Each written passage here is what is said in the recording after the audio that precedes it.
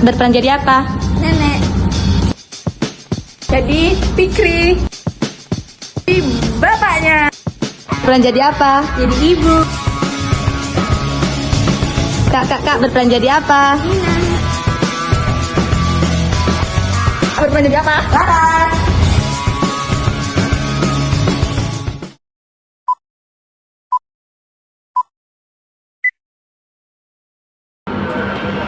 Ayo lihat tangannya, baru selesai dibikin ini sambil kita coba sore. Wah, masuk ibu sore-sore sambil cerita-cerita sambil ngopi ngetek kita. Yuk, terima kasih Bu. Kita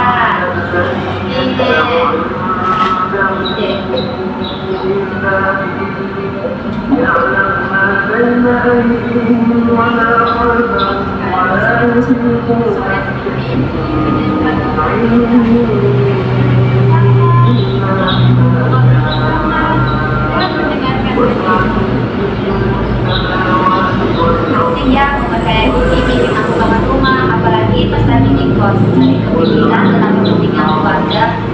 Nanti sekolah belajar siap produksi, ekonomi, sosialisasi dan lainnya, tapi ada masih tentang revolusi apa maksudnya ya?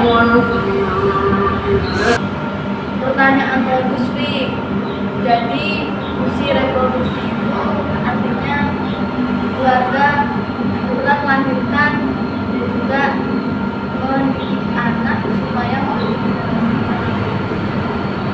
tapi bukan hanya soal anak saja, tapi bagaimana tanggung jawab orang tua membesarkan anaknya dengan penuh kasih sayang dan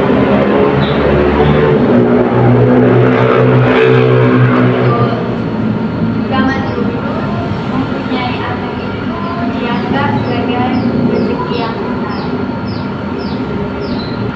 Tapi yang lebih penting dari jumlah anak adalah bagaimana cara kita mendidik anak jadi orang yang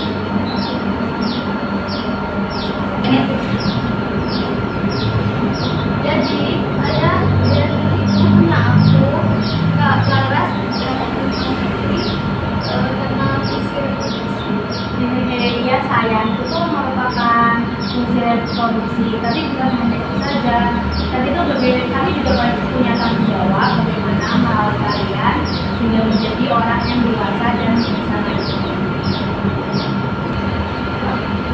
Dan kami sebagai anak juga punya tanggung jawab untuk belajar, berbuat baik, dan tidak mengecewakan orang tua. Aku makin sadar soal itu sejak kuliah. Nah, itu bagian pentingnya jadi itu bukan hanya matematika, tapi juga sinambungan antara nilai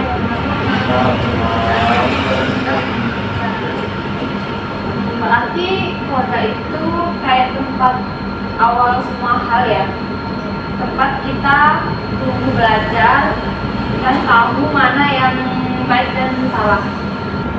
Tepat sekali, keluarga itu menjadi tempat pertama kami menjadi manusia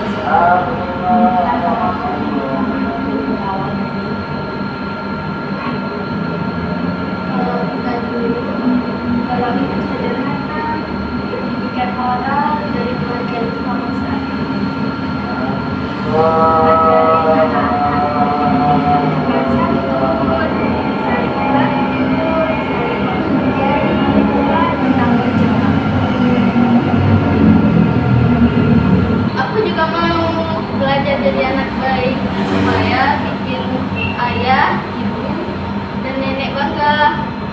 Iya, insya Allah bisa nak. Yang penting kamu harus belajar, bantu kalau diminta, dan jangan lupa untuk berdoa terus sama Allah. Laras, apa kamu pernah merasa terganggu karena pendidikan keluarga ini? Sering banget ya, kadang teman-teman bingung mengambil keputusan. Tapi aku terbiasa mikir dulu, karena ayah dan ibu selalu ajarkan nilai tanggung jawab. Jadi aku lebih bisa percaya diri. Aku juga mau kayak Kak Laras, jadi kebanggaan keluarga. Insya Allah semua anak ibu bisa, Asalkan kalian harus rajin belajar dan kalian harus tetap menghormati orang tua, jangan membantah orang tua. Jangan lupa juga, bagian dari fungsi keluarga itu menjaga nilai budaya.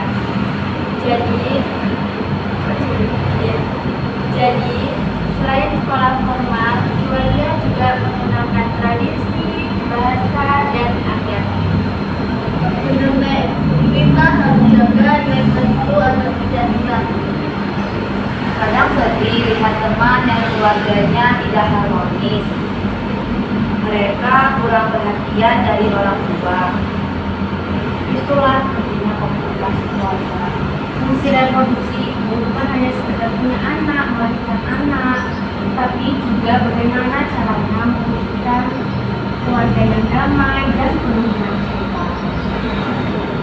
Jadi aku janji deh, nggak akan malas belajar lagi. Aku pengen buktikan kalau didikin ayah itu berhasil. Ayah percaya kalian bisa jadi anak-anak yang baik. Nanti kalau kalian punya keluarga masing-masing, jalankanlah fungsi keluarga itu dengan baik. Tina juga pengen punya keluarga bahagia seperti ini.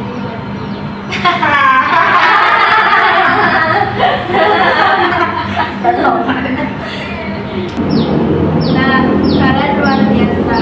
Keluarga ini adalah contoh bagaimana fungsi keluarga itu berjalan. Semoga keluarga ini menjadi harmonis. Amin ya Allah.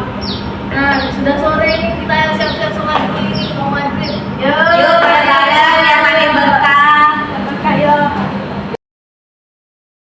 Pesan moral dari kisah tumbuh bersama dalam keluarga adalah: pertama, pentingnya keluarga sebagai tempat tumbuh dan belajar. Keluarga adalah tempat pertama dan utama bagi anak-anak untuk tumbuh dan belajar tentang nilai-nilai, norma, dan kehidupan. Kedua, fungsi reproduksi keluarga bukan hanya tentang melahirkan anak. Fungsi reproduksi keluarga juga mencakup membesarkan dan mendidik anak-anak dengan penuh kasih sayang dan pendidikan yang baik. Ketiga, komunikasi dan harmoni dalam keluarga. Komunikasi yang baik dan harmoni dalam keluarga sangat penting untuk menciptakan lingkungan yang aman dan penuh cinta bagi anak-anak. Keempat, pentingnya pendidikan karakter. Pendidikan karakter yang baik dapat membantu anak-anak menjadi orang yang berguna dan bertanggung jawab. Kelima, nilai-nilai keluarga dan budaya. Keluarga harus menjaga nilai-nilai dan budaya yang baik agar tidak hilang dan dapat diwariskan kepada generasi berikutnya. Keenam, tanggung jawab anak-anak. Anak-anak juga memiliki tanggung jawab untuk belajar, berbuat baik, dan tidak mengecewakan orang tua. Ketujuh, keluarga sebagai contoh. Keluarga dapat menjadi contoh bagi anak-anak tentang bagaimana menjalankan fungsi keluarga dengan baik dan seimbang. Dengan demikian, kisah tumbuh bersama dalam keluarga menekankan pentingnya keluarga sebagai institusi yang berperan dalam membentuk karakter dan kehidupan anak-anak, serta pentingnya komunikasi, harmoni, dan pendidikan karakter dalam keluarga.